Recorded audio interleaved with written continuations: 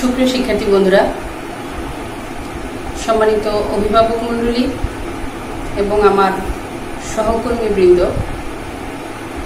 যে যেখানে আছেন সবার প্রতি রইল আমার আন্তরিক শুভেচ্ছা এবং সালাম।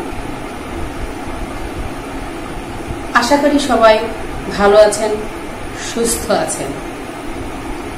যদিও বৈশ্বিক মহামারীতে আমরা এখন খুব বিপদগ্রস্ত। করোনা আমাদেরকে আষ্টে পৃষ্ঠে একদম অক্টোপাসের মতো আটকে ধরেছে। বিশেষ করে আমি যে এরিয়াতে থাকি সেই এরিয়াটা খুবই বিপজ্জনক। তারপরেও আপনাদের দোয়ায় ভালো আছি, এখন সুস্থ আছি। তো এত ঝড় ঝঞ্ঝাট, এত বিপদ আপদ মাথায় রেখেও অনলাইন ক্লাসগুলোতে সময় দেওয়ার চেষ্টা করি। এর একটা কারণ হচ্ছে আমি পেশায় শিক্ষক। এটা আমার একটা ধর্ম, এটা আমার একটা সেবা, এটা আমার একটা ব্রত। তো আমার দ্বারা যদি 5 জন শিক্ষার্থীও বিন্দুমাত্র উপকৃত হয় বা কোনো শিক্ষক ভাই বোনও যদি আমার উপকৃত হয়, তাহলেই আমি ধন্য মনে করি। আসলে যেটা মনে হয় আমরা এই দেশের সর্বত্র ছড়িয়ে ছিটিয়ে থাকা যে সমস্ত শিক্ষক ক্লাসগুলো নিচ্ছি, সবারই কোনো না কোনো গল্প আছে। গল্পগুলো এরকম, কারো বেদনার, কারো কষ্টের, কারো বা আরেকটু ভিন্ন রকমও হতে পারে, থাকতে পারে, এটা হতে পারে। এবং আমার ধারণা সেটা আছে, সবারই আছে। আমরা হয়তো কেউ প্রকাশ করছি, কেউ প্রকাশ করছি না।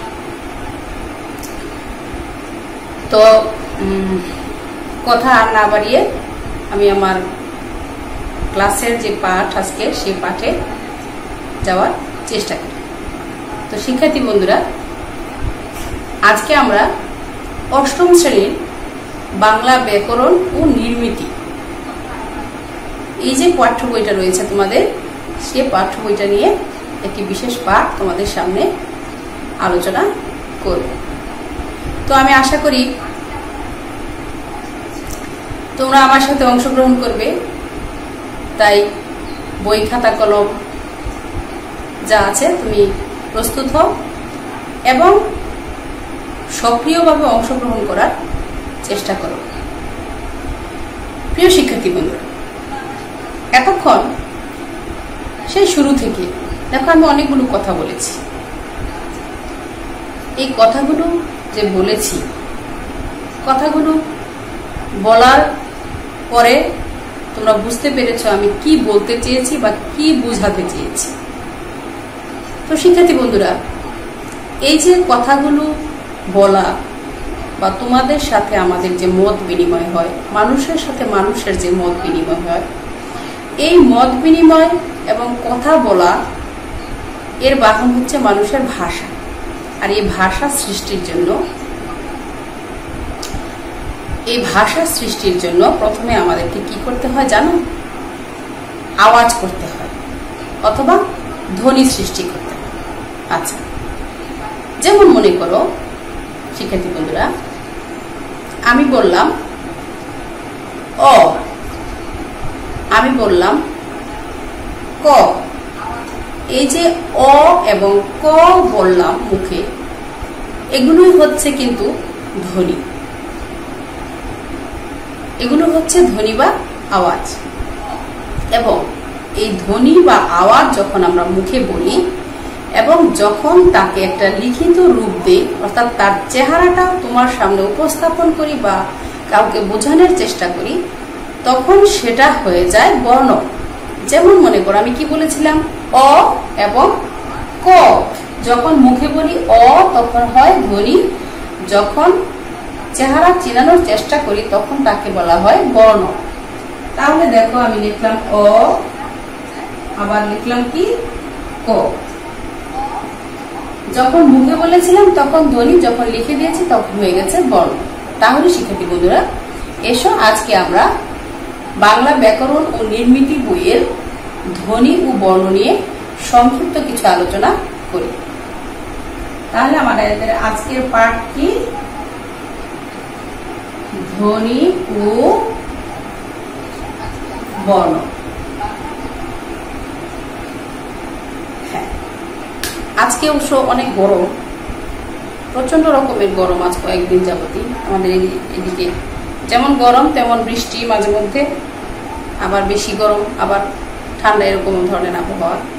তো ফ্যান বন্ধ করে আসলে ক্লাস করা যায় না, ঘেমে ঘেমে একদম একাকার হয়ে যায়।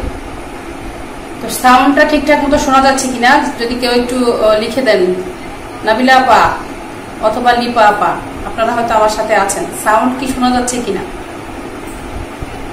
যদি একটু লিখে দেন তাহলে সুবিধা হয়।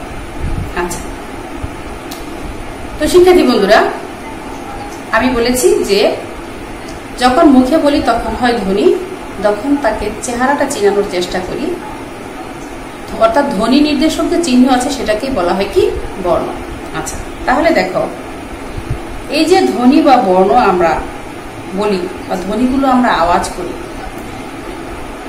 এখানে একটা জিনিস লক্ষ্য করো যে আমার যে দেহ আছে প্রত্যেক মানুষেরই, এই দেহের নাক, মুখ, ঠোঁট, দাঁত, জিহ্বা, কণ্ঠনালী, কণ্ঠস্বর, ফুসফুস, এই বাক যন্ত্রগুলো, বাক পতঙ্গগুলো ধ্বনি সৃষ্টিতে সহায়তা করে এবং এভাবে ধ্বনি সৃষ্টির মাধ্যমেই আমরা ভাষা বিনিময় করে থাকি। আচ্ছা, এখন একটা জিনিস লক্ষ্য করো, এই যে ধ্বনি রয়েছে, এই ধ্বনিগুলো দুই ধরনের। কয় ধরনের বললাম? হ্যাঁ, দুই ধরনের। দেখো আমি লিখে দিচ্ছি, হ্যাঁ এটা একটু মুছে দেই।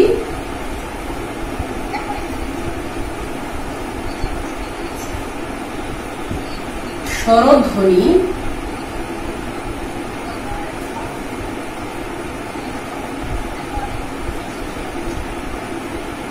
এবং আরেকটি হচ্ছে কি? ব্যঞ্জন ধ্বনি। আচ্ছা, একটি হচ্ছে, সরি এখানে একটি আকার আমি বেশি দিয়ে দিয়েছি, এটা হবে না।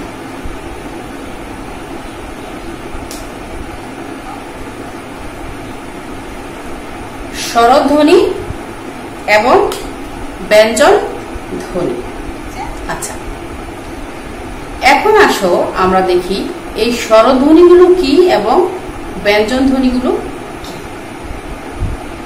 যেমন মনে করো আমি মুখে বললাম অ, এখানে একটু লিখি, দেখো অটা আমি লিখে দিলাম, আটাও আমি লিখে দিলাম। দেখো এই যে অ আ আমি লিখে দিলাম, এই দুটো ধ্বনি উচ্চারণের সময় কিন্তু আমার মুখের কোথাও বাধা প্রাপ্ত হয়নি, অথবা যদি বলো যে অন্য কোনো ধ্বনির সহায়তা আমাকে নিতে হয়নি। কিন্তু দেখো যখন আমি বলবো ক, খ,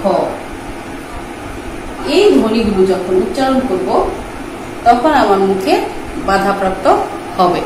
এবং একটা জিনিস লক্ষ্য করো যে এই ধ্বনিগুলো উচ্চারণের সময় স্বরধ্বনির সহায়তা নিতে হয়। কেমন সহায়তা নিতে হয়? দেখো, যদি আমরা বলি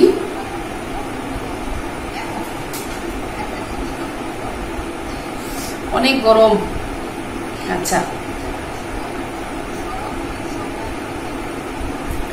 যেমন মনে করো ক এবং খ আমি লিখলাম, এখানে ক এর সাথে একটি অ আসবে এবং এই খ এর সাথেও একটি অ আসবে, অর্থাৎ এই অ এবং এই অ, এই দুটো অ ধ্বনি ছাড়া এই ক এবং খ ধ্বনিটি উচ্চারিত হতে পারে না। আর যেহেতু পারে না সেহেতু এই ধ্বনিগুলোকে বলা হয় ব্যঞ্জন ধ্বনি আর এই ধ্বনিগুলোকে বলা হয় স্বরধ্বনি। আচ্ছা শিক্ষার্থী বন্ধুরা দেখো, একটা বিষয় লক্ষ্য করো, আমরা জানি বাংলা ভাষায় মৌলিক স্বরধ্বনি হচ্ছে 7টি। কয়টি? 7টি। তাহলে দেখো আমি লিখে দিচ্ছি, বাংলা ভাষায় মৌলিক স্বরধ্বনি কয়টি? 7টি। আচ্ছা, এই 7টি মৌলিক স্বরধ্বনি কি এবং আমরা কিভাবে মনে রাখতে পারি সেই বিষয়টি আগে এসো আমরা দেখে নিই, তারপরে যাব ব্যঞ্জন ধ্বনি আলোচনা। আচ্ছা, তাহলে দেখো এটা আমি একটু মুছে দিই, আমি আবার লিখে দিব। বাংলা ভাষায় মৌলিক স্বরধ্বনি 7টি। এই 7টির মধ্যে কি কি রয়েছে দেখো, অ, আ, ই, কয়টি হলো? অ, আ, ই।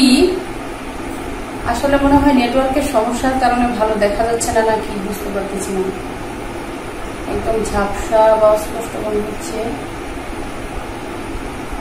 নেটওয়ার্ক মনে হচ্ছে খুব কম।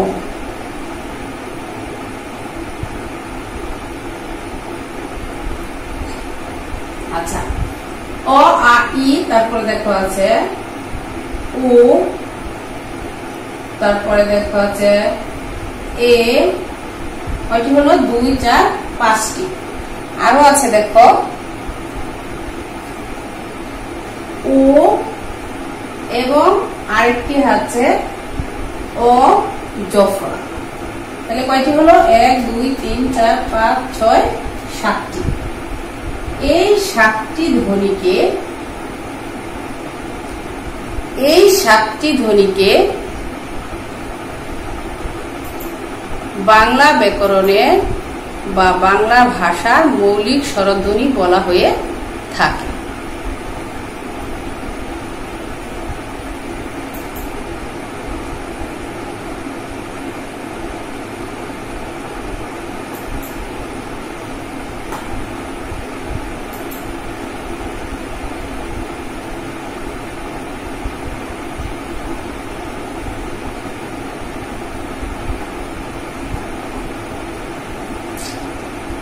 নেটওয়ার্ক খুব সম্ভবত ডিস্টার্ব করছে।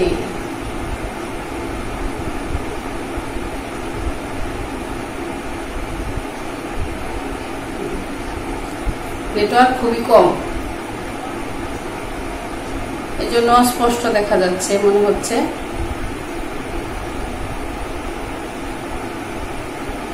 আসলে একটি ক্লাস এত কষ্ট করে করেও যদি বোঝানো না যায়, যদি দেখা না যায়, তাহলেই কষ্ট। আচ্ছা,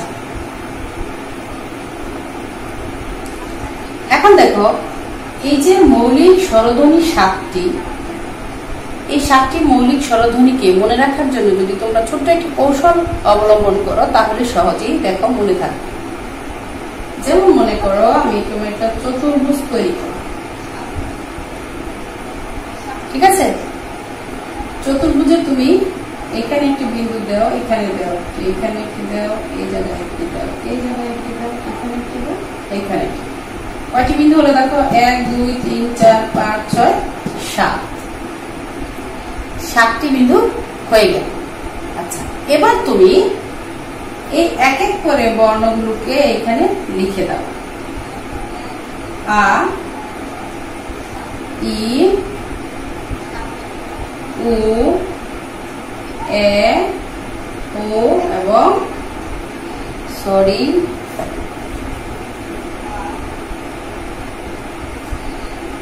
এখানে লিখে দাও তুমি অ জেফা। এই দেখো সুন্দর একটি চিত্র আমরা উপস্থাপন করেছি। এখন এই চিত্রের মাধ্যমে, এই চিত্রটার মাধ্যমে তোমরা সহজেই মৌলিক স্বরধ্বনির 7টাকে মনে রাখতে পারো। শিক্ষার্থী বন্ধুরা, তাহলে এইটুকু আমাদের মনে হয় পরিষ্কার হয়ে গেছে। আচ্ছা, এবার চলো যাই আমরা ব্যঞ্জন ধ্বনি। আমি এইটুকু মুছে দেই।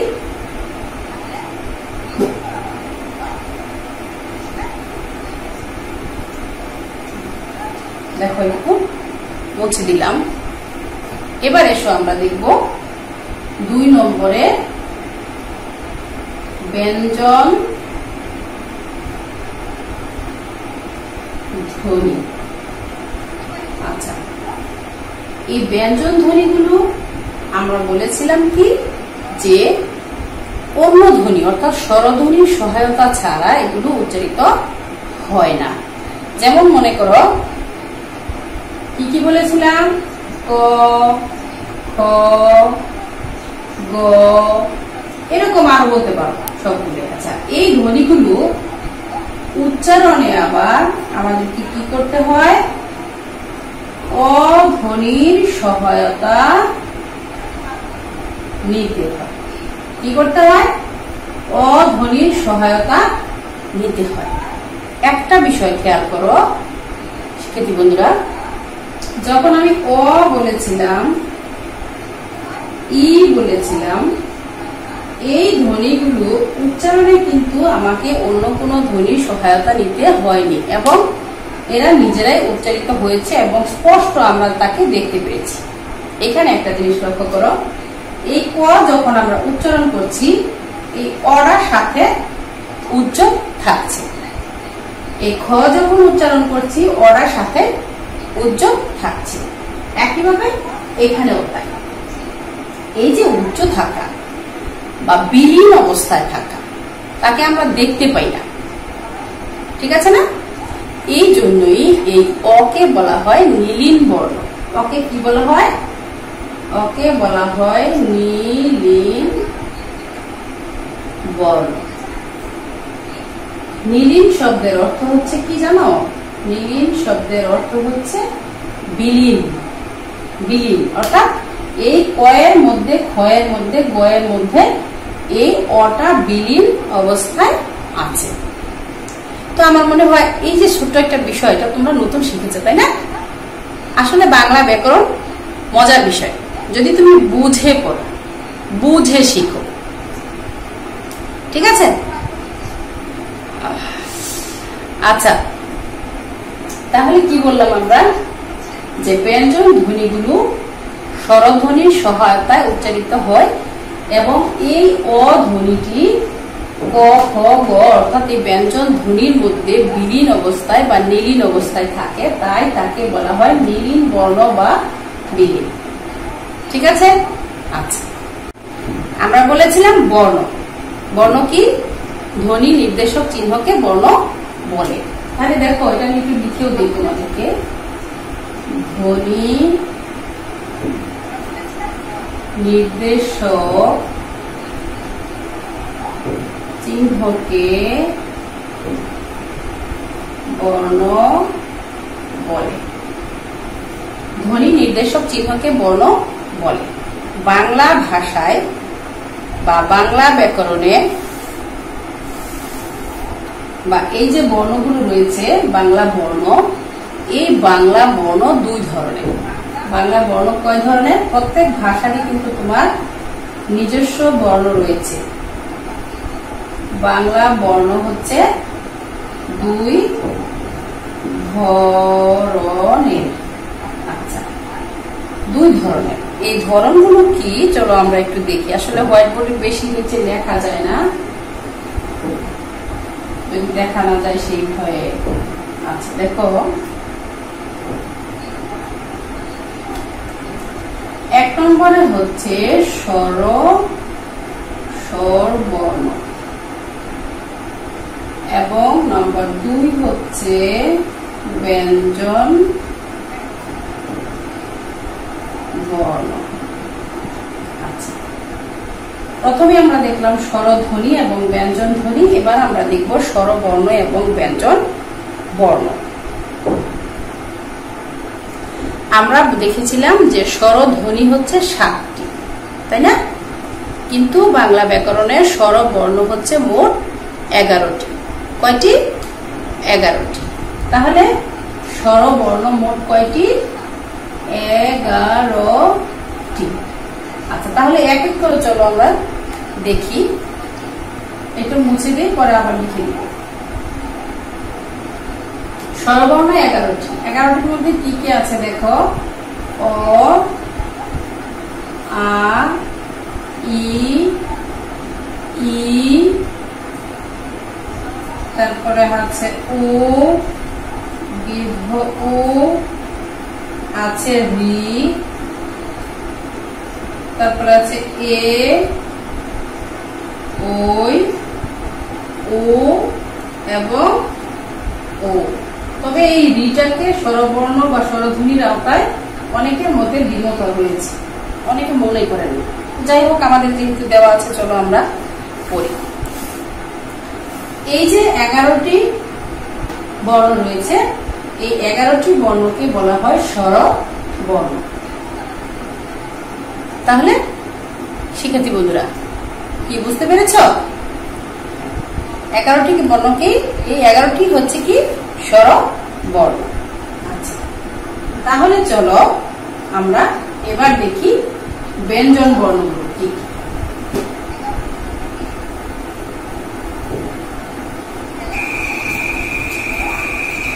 সুপ্রিয় শিক্ষার্থী বন্ধুরা, আসসালামু আলাইকুম।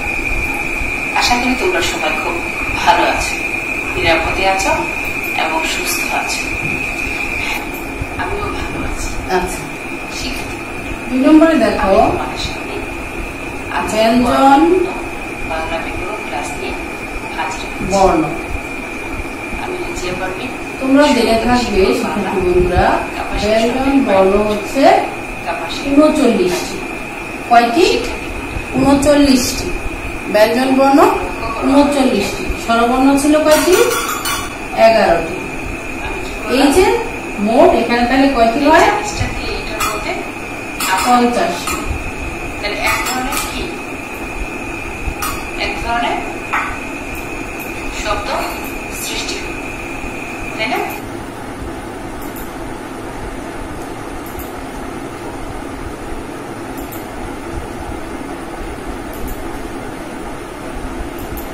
হ্যাঁ, তাহলে কয়টি হলো মোট? 39টি, আর 11টি মিলে হলো 50টি।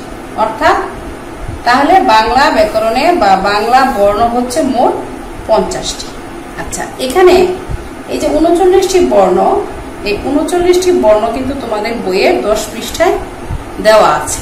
তো অতগুলো লিখে আমি সময় নষ্ট করলাম না। চলো আমরা আরেকটু সামনে, অর্থাৎ আর একটু কিছু বোঝার চেষ্টা করি। দেখো, এই যে ব্যঞ্জন বর্ণ 39টি রয়েছে, এই 39টি বর্ণ আর 11টি 50টি, এই 50টি বর্ণ, অর্থাৎ এই 39টির মধ্যে 5টি বর্গ রয়েছে। দেখো, ক, খ, গ, ঘ, ও, চ, ছ, বর্গীয় জ, ঝ, ইয়, তারপরে আছে ট, ঠ, ঢ, ঢ, মূর্ধন্য, ত, থ, দ, ধ, দন্তন্য, প, ফ, ব, ভ এবং ম। অর্থাৎ এই 5টা হচ্ছে বর্গ। 5টা বর্গের মধ্যে 25টি ধ্বনি রয়েছে। এই 25টিকে একসাথে বলে স্পর্শ ধ্বনি বা স্পৃষ্ট ধ্বনি। স্পৃষ্ট ধ্বনি। এই বর্গটার নাম হচ্ছে ক, চ, ট, ত, প। অর্থাৎ বর্গের প্রত্যেক বর্ণের প্রথম নামানুসারে এদেরকে নামকরণ করা হয়েছে। ক, চ, ট, ত, প বর্গ। এখানে 25টি ধ্বনি রয়েছে। আচ্ছা, এই 25টি ধ্বনি থেকে কিভাবে ঘোষ, অঘোষ, অল্পপ্রাণ, মহাপ্রাণ ধ্বনি বের করতে হয় সেটা তোমাদেরকে আমি আরেকদিন দেখিয়ে দিব। আজকে চলো এর কিছু সংক্ষিপ্ত এবং পূর্ণ রূপ রয়েছে, এইটুকু দিয়ে আমরা আজকের ক্লাসটি শেষ করি। আচ্ছা,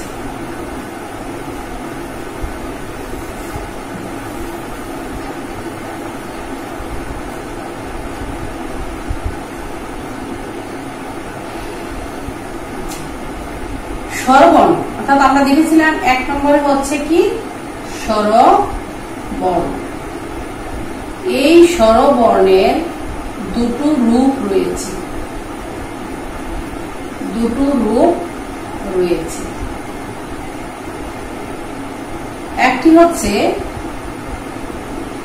একটিকে বলা হয় পূর্ণ রূপ, আরেকটিকে বলা হয় সংক্ষিপ্ত রূপ। আচ্ছা, একটি হচ্ছে পূর্ণ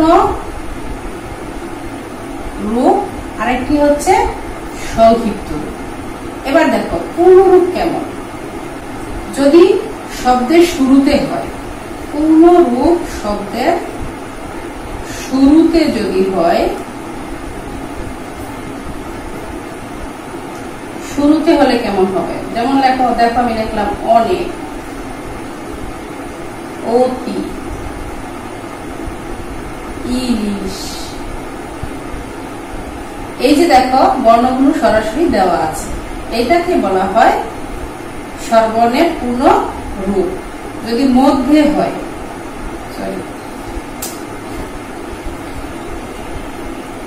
শব্দের মধ্যে যদি হয় তাহলে কেমন হয় দেখো, আমি লিখলাম আওয়াজ, আও আজ। তারপরে ধরো কি লিখতে পারি আরো, বাবা, তারপরে ধরো আমি লিখলাম বাবু। এখানে দেখো আছে, এখানে একটা আছে। এই যে স্বরবর্ণগুলো রয়েছে এগুলো হচ্ছে শব্দের মধ্যে বসেছে এবং পূর্ণ রূপ হিসেবে ব্যবহৃত হয়েছে। আমি আশা করি বুঝতে পারছো তোমরা। আচ্ছা, আবার দেখো যদি শব্দের শেষে হয় তাহলে কেমন হয় দেখো, শব্দের শেষে যদি হয়, যেমন মনে করো আমি লিখলাম বউ, ক, ক মানে কি কথা কোয়া বা কথা বলা যাকে বলে। এই যে বউ, ক, এগুলো হচ্ছে শব্দের শেষে, অর্থাৎ স্বরবর্ণের পূর্ণ রূপগুলো এই 3 ভাবে ব্যবহৃত হতে পারে। কয়ভাবে ব্যবহৃত হতে পারে? 3। আচ্ছা, তাহলে চলো আমরা দেখি এই সংক্ষিপ্ত রূপটা কিরকম হয়।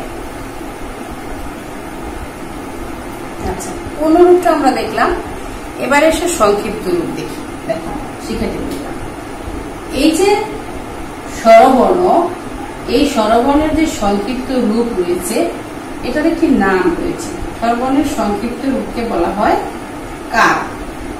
কি বলা হয়? কার। কার হচ্ছে কতগুলো চিহ্ন, কি কতগুলো চিহ্ন। এখন এই যে কার চিহ্ন, কার চিহ্নগুলো ছোটবেলায় আমরা অবশ্য প্রাথমিক অর্থাৎ প্রি প্রাইমারিতে যখন পড়েছ তখন হয়তো পড়েছ ডাকের মতো করে, আতে আকার, ইতে ইকার এরকম করে পড়েছ। তাহলে দেখো কি কি আছে, আতে আকার, ইতে হচ্ছে ইকার, দীর্ঘ ইতে হচ্ছে দীর্ঘ ইকার, কলমের কালি কমে গেছে। তারপরে উতে হচ্ছে উকার, দীর্ঘ উতে হচ্ছে দীর্ঘকার। এবার দেখো রিতে রিকার, এতে একার, ওইতে হচ্ছে ওইকার, ওতে উকার এবং ওতে হচ্ছে ঔকার। আচ্ছা, আমার আঙুলে একটু সমস্যা রয়েছে, লিখতে খুব কষ্ট হচ্ছে, তারপরেও লিখছি। আচ্ছা, তাহলে দেখো এই যে স্বরবর্ণ, স্বরবর্ণের যে রূপ তাদেরকে কি বলা হয় বলেছিলাম? কার। কার হচ্ছে কতগুলো চিহ্ন এবং এগুলো এই যে দীর্ঘ অর্থাৎ পূর্ণ যে রূপগুলো রয়েছে এই পূর্ণ রূপের সংক্ষিপ্ত রূপ হিসেবে এগুলো ব্যবহৃত হয়। এগুলো হচ্ছে পূর্ণ রূপ আর এগুলো হচ্ছে সংক্ষিপ্ত রূপ হিসেবে ব্যবহৃত হয়ে থাকে। তোমরা দৈনন্দিন জীবনে অথবা বাংলা ভাষা প্রয়োগের ক্ষেত্রে অনেক দেখে থাকি। যেমন মনে করো একটা শব্দ যদি আমরা লেখার চেষ্টা করি, এখানে লেখা আছে আ, আমরা যদি লিখি বাবা বা মা, ইতে ইলিশ অথবা ইতি, ইতে দেখো লিখি এখানে ইকার হলো। তারপরে দেখো এখানে আছে কি দীর্ঘিকার না দীর্ঘ, তারপরে প্রথমে লিখলাম দীর্ঘ, দীর্ঘ এখানে দীর্ঘিকার চলে আসলো। আচ্ছা, পরে দেখো আছে উতে লিখলাম আমি ধরো বুবু। আচ্ছা, তারপরে দেখো দীর্ঘকার, এখানে দেখো লিখলাম আমি দূর। এই যে সংক্ষিপ্ত রূপগুলো ব্যবহৃত হচ্ছে। এখানে লেখো তুমি কি লিখতে পারো কৃষক, কৃষক এই যে সংক্ষিপ্ত রূপ। এতে একার লেখো বেল অথবা দেশ। তারপরে দেখো আছে ঐকার, ঐকার কি হবে, ধরো আমি লিখলাম থই, থই। তারপর আছে ওকার, ওতে কি হবে, উতে ধরো আমি লিখলাম বোকা। তারপরে কি লিখতে পারি পোকা, তাই না? এই যে দেখো এই শব্দগুলো কিন্তু হচ্ছে সংক্ষিপ্ত রূপ দিয়ে ব্যবহৃত হচ্ছে। আচ্ছা, তারপরে ধরো লিখতে পারি এই ঔকার, ঔকার দিয়ে লিখতে পারি কি, ধরো নৌকা, তাই না? নৌকা। তারপরে ধরো লিখতে পারো বউ, এভাবে লিখতে পারো। এই যে সংক্ষিপ্ত রূপগুলো আমরা এইভাবে ব্যবহার করতে পারি।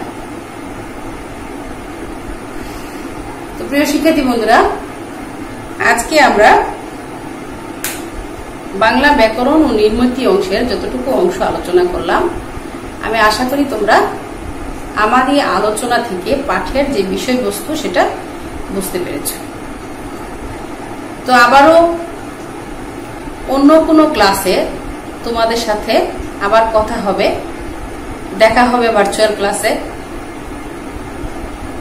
সে নাগাদ সবাই ভালো থাকো, সুস্থ থাকো এবং আমার সাথে যারা আজকে ছিলেন ক্লাসে সবাইকে আবারও আন্তরিক ধন্যবাদ জানিয়ে আজকে আমি আমার ক্লাস শেষ করছি। আল্লাহ হাফেজ।